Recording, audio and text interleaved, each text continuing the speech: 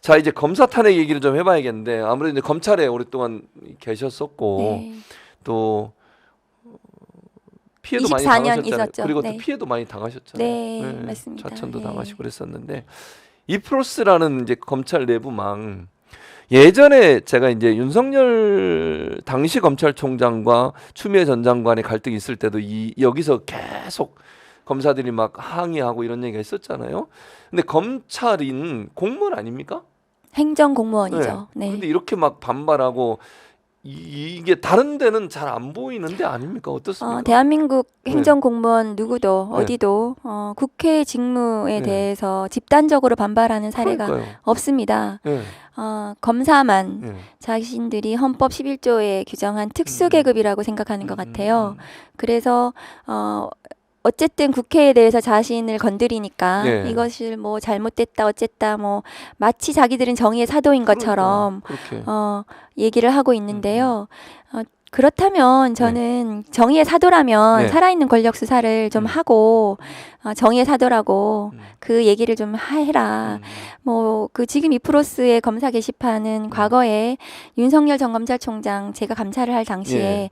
전국 검찰청의 검사들이 성명을 냈어요. 맞아요. 전국 그랬었죠. 검찰청이 예, 그 맞습니다. 감찰이 불법이라고. 그렇게 그런데 얘기했었죠. 지금 법원에서 예. 감찰이 모두 적법했다는 판단을 제가 판단을 최종적으로 예, 받았습니다. 맞습니다. 그럼 당시에 불법이라고 온 검사들이 다 들고 일어나서 했던 것은 집단 행동이고 그것은 국가공무원법 위반입니다. 예, 맞습니다. 그것에 대해서 뭐 지금 공수처가 수사 대상이 아니기 때문에 수사는 할 수 없지만 아무도 반성하는 검사가 없어요. 예. 지금 검사들이 이 검사 탄핵에 대해서 뭐 어떤 얘기를 하고 있는지 아마 이프로스 조용하다고 저는 들었어요. 지금 예, 몇몇 검사들만 얘기를 하고 있지. 그래서 그런 부분에 대해서 뭐 네. 저는 좀 일고의 가치도 없다. 예, 그 생각합니다. 특히 탄핵 대상 중에 한 명이죠. 수원지검의 강백신 검사가 직접 입장을 냈다고 하는데요. 민주당이 검찰을 겨냥한 법안들을 잇따라 내놓고 있는 데 대해서 부패한 권력자가 속한 정파에 의한 권력의 오남용이다. 이렇게 얘기했어요. 검사 탄핵에 대해서 어떻게 보십니까? 아니 뭐 부패한 권력자가 네, 누구인지 오늘 한번 보시면 그 말이 굉장히 어폐가 있는 거죠. 그래서 예전에 이제 친윤 검사들이 윤석열 검찰총장 감찰 당시 그다음에 추미애 전 장관에 대한 항명 당시에도 진검 언론하고 같이 프레임을 잘 짰어요. 그래서 그것을 뭐 찍어내기 감찰이라고 지금도 얘기하고 있어요. 지금도 국민의힘 지금도. 의원들이 예. 찍어내기가 아니고 감찰이 적법했다고 법원 판단이 났는데도 났는데도 그래서 그렇게 뭐 부패한 권력자 이러면서 이제 프레임을 짜는데 부패한 권력자라고 과연 누구를 대상으로 하는지 모르겠습니다. 근데 검찰이 지금 명심해야 될 것은 예. 부패한 권력자라고 운운할 것이 아니라 야당 대표에 대한 이 끝도 없는 수사. 그렇죠. 끝도 없는 수사를 계속할 것인가. 그래서 이 수사가 정치 수사로 지금 많은 국민들이 의심하고 있고 분노하고 있는 이 지점에 대해서 검찰의 정치적 중립성이 훼손되고 있는 이것에 대해서 반성하고 성찰을 해야 된다고 생각하거든요.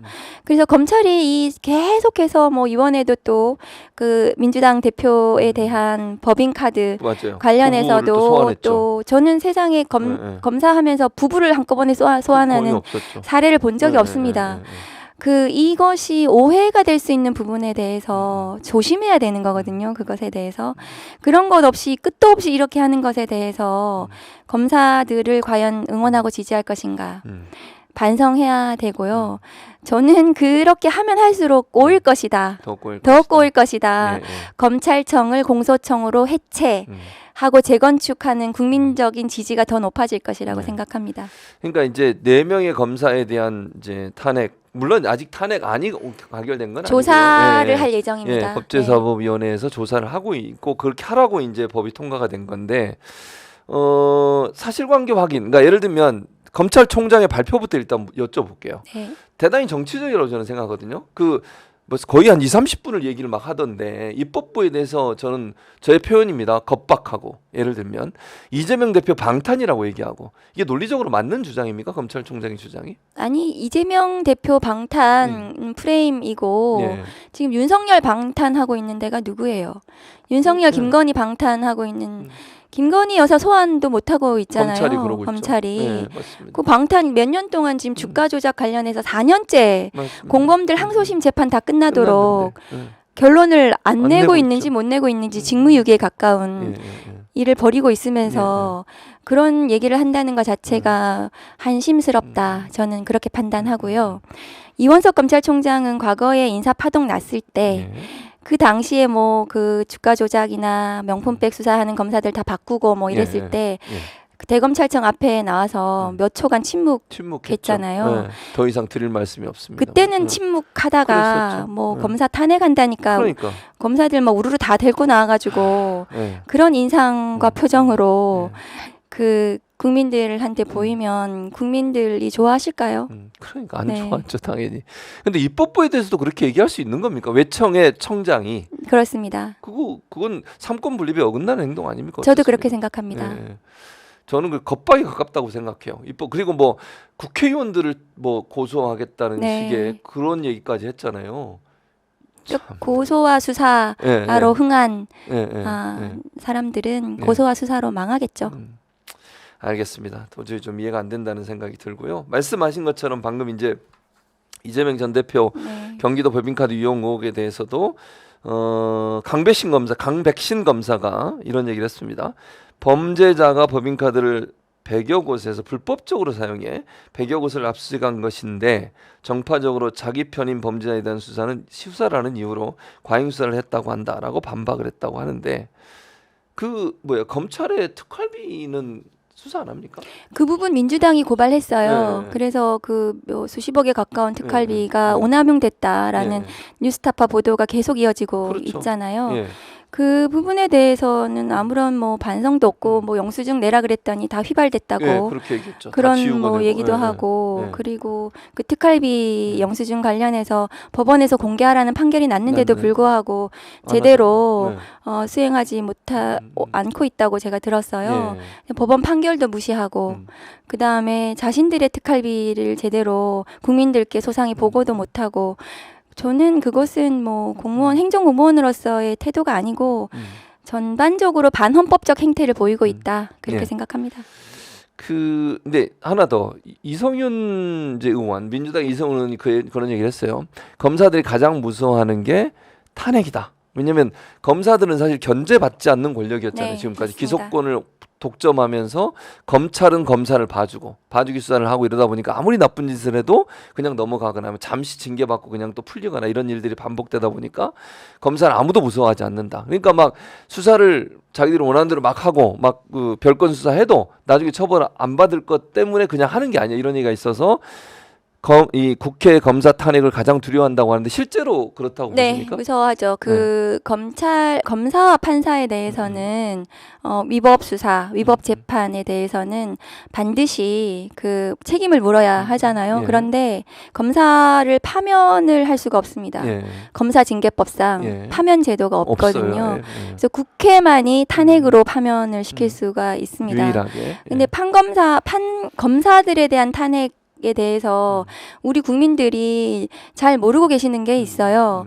검사가 대단한 거라고 생각하고 탄핵하면은 굉장히 뭐가 큰일 나는 걸로 잘못 생각하고 계세요. 근데 외국에서는 검사에 대한 탄핵이 통상적으로 이루어지고 있습니다. 왜냐하면 한 나라의 형사사법 체계는 민주주의를 실현하는 굉장히 중요한 도구입니다. 그렇습니다. 그래서 선거법 위반이라든가 이런 것들을 제대로 수사를 하고 해야 되기 때문에 정치적 중립성도 지켜야 하고요. 그런데 그 과정에서 위법한 수사가 벌어졌다면 그런 검사들에 대해서는 국민의 대표인 국회가 당연히 책임을 물어야 되는 것이고요. 이 탄핵으로 파면이 되면 변호사도 제대로 할 수 없고 공직도 맡을 수가 없습니다. 일정 기간 동안. 그런 것은 굉장히 자신의 많은 기득권을 빼앗기는 거죠. 그래서 무서워해야 하고 그 부분에 대해서 국회가 책임을 물어야 된다고 생각합니다. 지금 용산의 위성정당이라고 비판받는 검찰이 계속해서 논란이 되는 수사를 하고 있잖아요. 뭐 야당 대표에 대한 수사부터 시작해서 전 정부에 대한 수사. 그 살아있는 권력에 대한 수사는 강간무소식이고요. 그렇죠. 그런 부분에 대해서 왜 그렇게 수사를 하고 있는지, 그 과정에서 위법한 수사는 없는지 예. 계속해서 문제가 언론에서 보도되고 있는데 그렇습니다. 그것에 대해서 이제는 더 이상 하지 마라. 음. 위법한 수사에 대해선 책임을 묻는다. 예. 그렇게 경고를 줘야 됩니다. 경고를 줘야 됩니다. 경고를 줘야 됩니다. 그래야 하지 않습니다. 그렇죠. 그런 나쁜 그러지 행동을. 않으면 아무리 나쁜 걸 해도 예. 책임도 지지 않고 나중에 뭐 기득권 잘 누리고 예. 뭐 잘 도망가서 잘 살 수 있다 이렇게 생각한다면 끝없이 하는 거죠. 그러니까요. 이것은 끝이 없습니다. 예, 예. 그렇기 때문에 국회가 반드시 탄핵해야 됩니다. 위법한 수사를 하는 검사들에 대해서는. 유일하게 파면할 수 있는 권한을 갖고 있는 국회가 잘못된 검찰의 행동, 검사들의 행동에 대해서는 네. 탄핵을 해야 된다. 해야 됩니다. 예. 네. 그러니까 막 예를 들면 보복 수사도 하고 막 보복 조사도 하고 이러지 않습니까? 이렇게 보복 기소죠. 보복 기소도 하고 이러는. 네, 그 보복 기소는 뭐 저도 보복 수사를 당했거든요. 그러니까요. 예, 예, 예. 윤석열 전 검찰총장 감찰했다는 이유로. 예. 그래서 뭐 끝도 없는 거죠. 그러니까요. 예.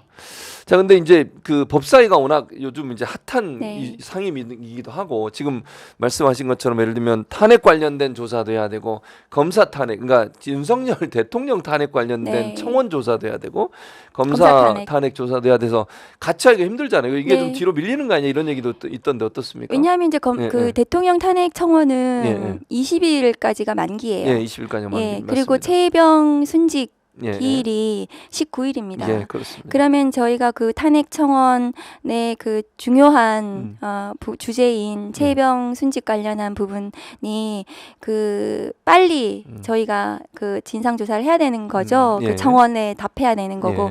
예. 그래서 그 부분을 먼저 하는 먼저 거고요. 하고, 예. 탄핵과 관련해서는 지금 자료를 저희가 또 수집을 해야 되는 거잖아요. 맞습니다. 법사위 예, 예, 위원들이. 예. 그래서 예. 자료 요청도 하고 그런 부분들에 대해서 충분히 조사한 다음에 아마 탄핵 청원 대통령 탄핵 청원에 예. 대한 조사가 끝나는 대로 그것도 진행을 할 겁니다. 예. 미루어진 것은 예. 아닙니다. 그러니까 순차적으로 급한 네, 것부터 순차적으로 먼저 하는 하고 것입니다. 계속 하게 될 것이다. 그리고 이제 만약에 검사 탄핵 관련한 조사를 시작하고 청문회를 하면 네. 검사들 4명이 출석할까요? 어떻게 보세요? 아까도 말씀드렸다시피 출석 당연히 해야 되겠죠. 해야 된다. 예. 안 하면 국회 법사위원들이 예, 예. 개인적으로 부르는 게 아니잖아요. 그렇죠. 국민이 부르는 거죠. 국민이 부르는 것입니다. 맞습니다. 예. 예. 안 하면 법적 대응한다. 안 하면 저희가 법적 예. 대응해야 되겠죠. 예. 법 조치하고요. 예. 지금 아까 잠깐 언급해드렸는데 이건 질문지 없는 얘기인데 이제 본인도 사실은 보복 네. 기소를 당하신 거잖아요. 네, 보복 수사 윤석열, 당했습니다. 예, 네. 전 검찰총장에 대한 징계를 추진했다는 이유로 그렇습니다. 그리고 본인의 이제 집 저희 이제 친정집도 예, 친정집까지. 저희 뭐 부모님 암투병 중이셨고 예. 그 뭐 집도 작아요. 그런데 예. 이제 그 시골 마을에 이제 예. 뭐 봉고차 몰고 와가지고 예. 막 그 수색을 했었죠. 예. 어떤 느낌이 드셨어요 그 당시에?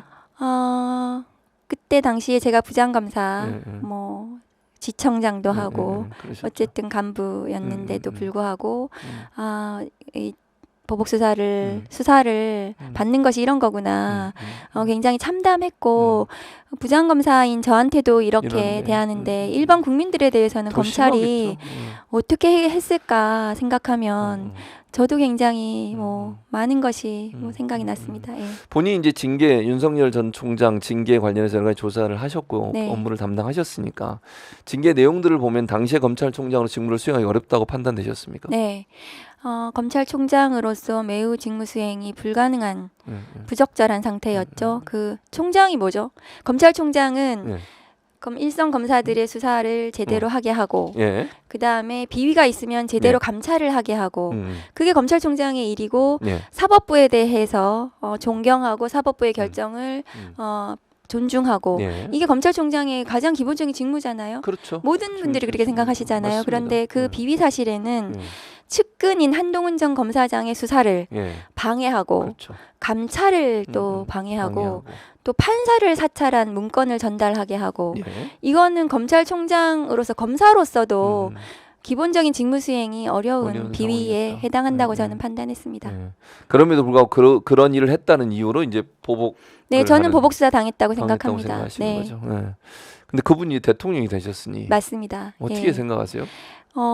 그래서 그 당시에 대통령, 이 검찰이 그동안 70년 동안 이거 그럼 정치 권력에 네. 끝없이 복무하고 그 정치 권력과 하면서 조응하면서 검찰 정권 권력의 어쨌든 신여라는 그런 비판을 받으면서 자신의 기득권을 유지해 왔다면 마침내 정치 권력을 쟁취했다.